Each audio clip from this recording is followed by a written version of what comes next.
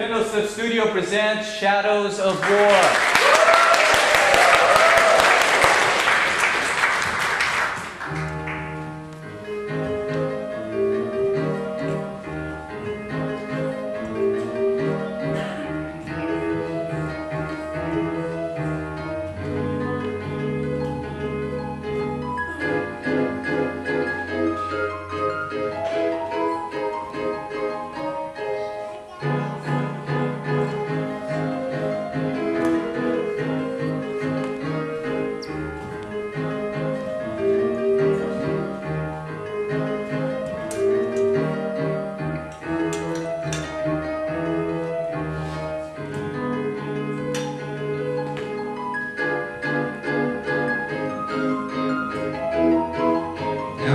To myself, here are the people who have suffered for 3 centuries.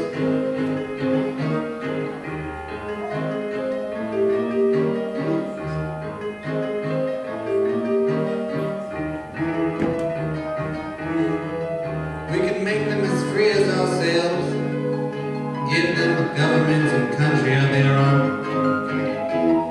put a miniature of the American Constitution afloat in the Pacific, start a brand new republic to take its place among the free nations of the world.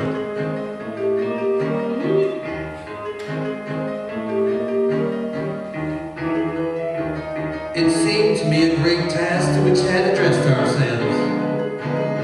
But I've thought some more since then, and I've read carefully the Treaty of Paris, and I've seen that we do not intend to free, but to subjugate the people of the Philippines.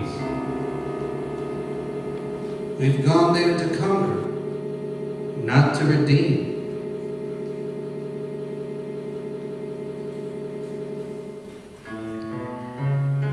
Manila, December 19, 1901.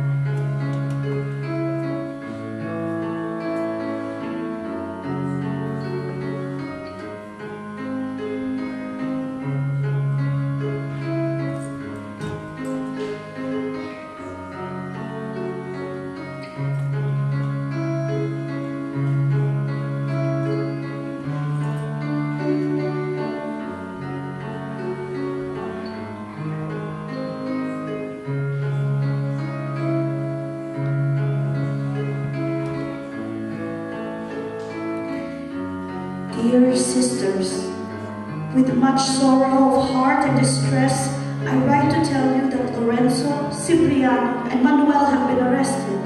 The first 2 in Balaya, and Manuel, I suppose, in Buwak, and all 3 are prisoners in the jail at Batangas. According to information we received last Friday, the 13th, our house was thoroughly searched and the title deeds and some money were taken away. It is also said that the keys to the rice storehouse are in the hands of the commanding officer, so that nothing can be taken out without his permission. This news will surprise you as much as it surprised me. Mother does not know it yet, and I shall not tell her, for it would kill her. We are working, and hope justice will be done then, and that they will be set at liberty. Your sister, Ninay. Manila, December 26, 1901. Dear Sixto, now that reconcentration is in full force, what horrors will these poor people not suffer? I will give you some examples, not to mention some others which happened in Lipa, which my pen refuses to describe. All municipal officers and respectable men were imprisoned and were put to work in the streets. All the barrios were burned, and that of Balete was burned in the following manner. The American troops compelled the householders to walk on foot from the town to the barrio, each one carrying a can of petroleum. And when they arrived, they were each one obliged to burn his own country residence. I beg you to work in America, but I hope that you will do so with great prudence, and in such a manner that will not in any way make worse the situation of your unfortunate and destitute brothers and sisters here. Goodbye, Mariana. Manila, December 28, 1901. Dear Clement, I write to tell you that our poor brothers, Lorenzo, Cipriano, and Manuel, are still prisoners, and our steamship and possessions confiscated. So many incredible and horrible things have happened. The Americans say they will devastate all of Batangas if it is not pacified at once. All remain prisoners, and the number increases. Even priests and curates are suspected. That is why, in view of all these things, I prefer almost anything rather than to see so many die of hunger. In Sixto's hands then lies the remedy for our troubles and total ruin. So many people entirely ignorant of what is called politics. When I complain of this inhumanity, the Americans only reply that such is war, and explain by this all their inhuman actions.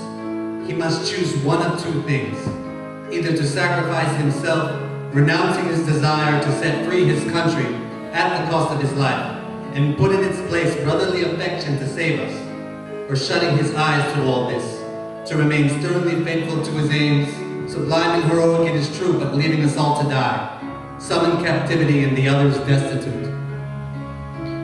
Remember that you are not forgotten, Ninay. Your brother, Mariano Lopez.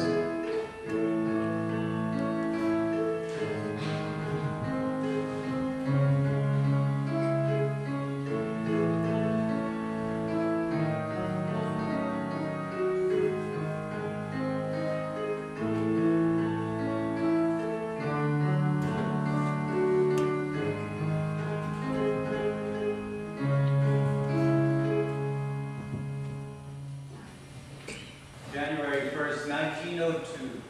Dear Mariano, while I admire the spirit that has prompted you in proposing that I should make a great sacrifice in order to secure the release of our brothers, I cannot do what you suggest. Manila, January 8, 1902. Dear Sixto, I received your letter through Maria, who came yesterday, very weak owing to seasickness during the voyage. I believe it to be my duty to make sacrifices for our country and for those who are near and dear to us, but I can never agree that it is right to sacrifice principle or to yield to suffering when we are in the right. You know as well as I do that Lorenzo and Manuel and Cipriano, since the surrender, have done nothing in opposition to American authority. Consequently, their imprisonment is neither legally nor morally justified. Therefore, to make any sacrifices in return for their release would practically amount to yielding to blackmail. In answering it, I will only say that considering the atmosphere in which you live alone and called to be almost a martyr for your country, it seems to me excellent and not to be improved. We should remember that our fellow countrymen have suffered and are suffering for the sake of right. Even the poorest and the least educated have been prepared to sacrifice their life for what they believe to be the benefit of their country. Shall we then, who have been blessed with some degree of wealth and education, shall we flinch and yield at the first stroke of calamity? For myself, I answer never. But as for me and millions of our compatriots in the surroundings in which we live, considering the circumstances and the respective families, from whom we must have very special regard, we cannot follow you on that patriotic road which you've laid out. But let me make my opposition clear. I am entirely in favor of the cessation of all armed resistance to American authority. I have always believed with you that the war was not necessarily to our people's interest. And I am on the same opinion still. I am therefore willing to do whatever lies in my power to bring about peace. But I utterly despise the policy which inflicts punishment upon neutral non-combatants in order to secure the surrender of those in arms. Neither morality nor the rules of war sanction such a scorched earth policy. But we do not on that account consider ourselves less patriotic than you are. For if history holds up to you examples of heroism, even to the point of sacrificing one's life for one's country. It gives us, on the other hand, examples of even great nations who have yielded to the superior force of an enemy, preferring to submit to the conqueror rather than to continue the struggle at the price of total extermination. We should remember that there is one who is more powerful than money and guns, and that one is on our side. We may have to suffer, for we cannot claim that we are immaculate. I admire and respect your views and convictions, but try not to compromise any more of us who are here. But the great balance of right is on our side, and that ought to satisfy us and give us the assurance of ultimate triumph. If you do not wish to force your brothers to fall on your path, take care in writing to us, now that you know how closely watched we are. Mariano. Ever your affectionate brother, Sixto.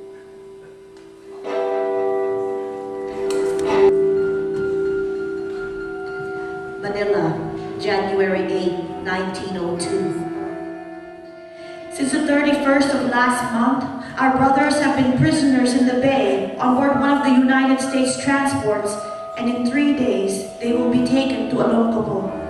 Yesterday we went to visit them.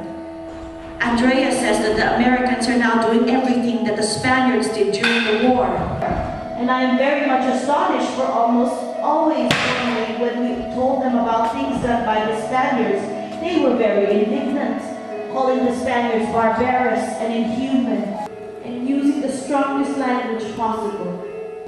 And what makes me despair all the more is that they do not allow us to speak of the injustices which are being committed in these provinces. No newspaper dares to complain, and the only one which explains things is El Renacimiento. But even it does not dare to speak openly under pain of law. We are glad you are not coming back to Manila now. Goodbye. Remembrances from everybody. Affectionately, Nina.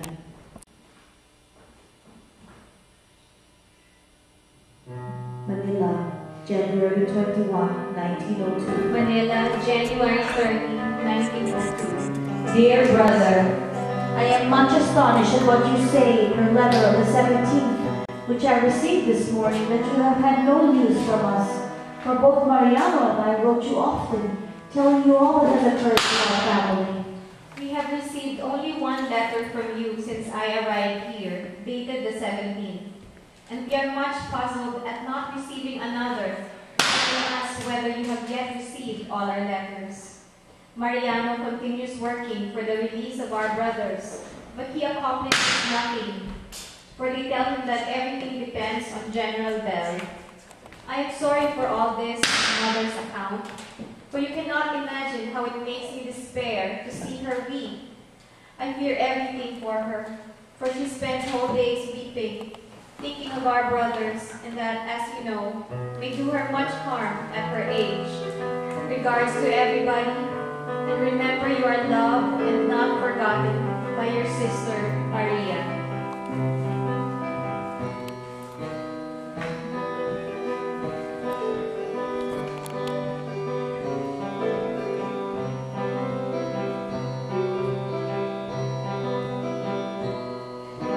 We are not at all displeased, least of all Mother, by Clemencia's departure. On the contrary, the idea that she can accomplish there what we cannot hear consoles us much. Therefore, do not be disturbed about it. Your most affectionate, Nina. Manila, February 14, 1902. Dearest Clement, I am very sorry to tell you that our brothers are still prisoners and deported to the island of Malawi.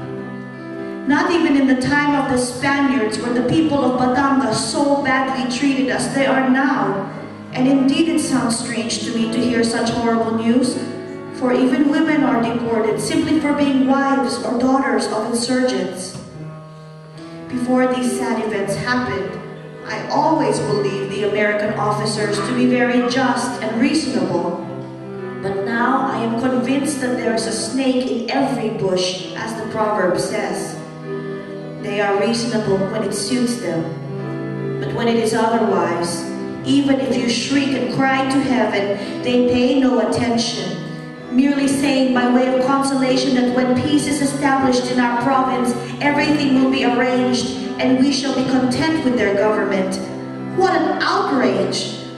If all the Americans are like those we have here, who heartlessly punish the innocent and make many families suffer, preserve me from them and from America, with all its wealth and education and desire to be our protector in civilization. Remember that you are loved and not forgotten by your sister, Inay.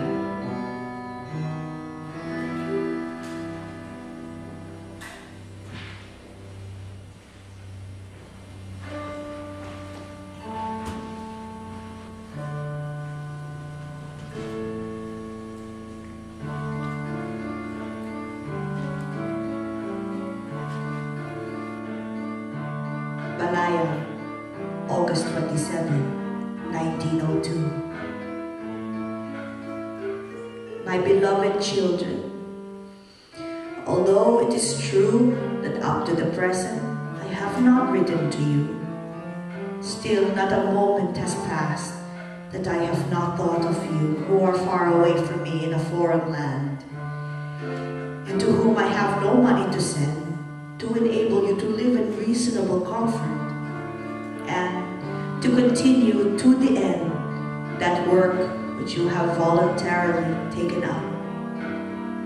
I am rejoiced by all that you do which contributes toward the welfare of our country. And as a mother, I feel proud to have children who sacrifice themselves for their native land.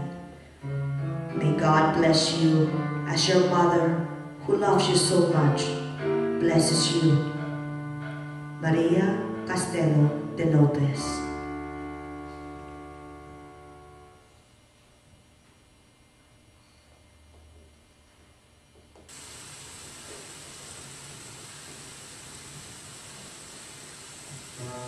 Manila, June 14, 1902.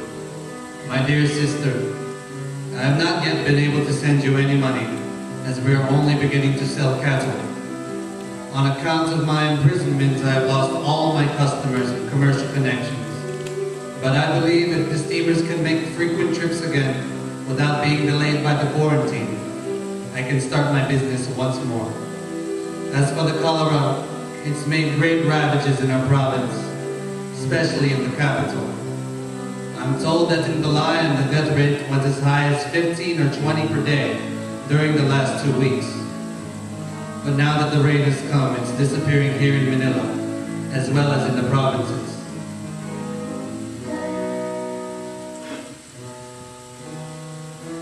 You know that you have a brother who loves you, Manuel.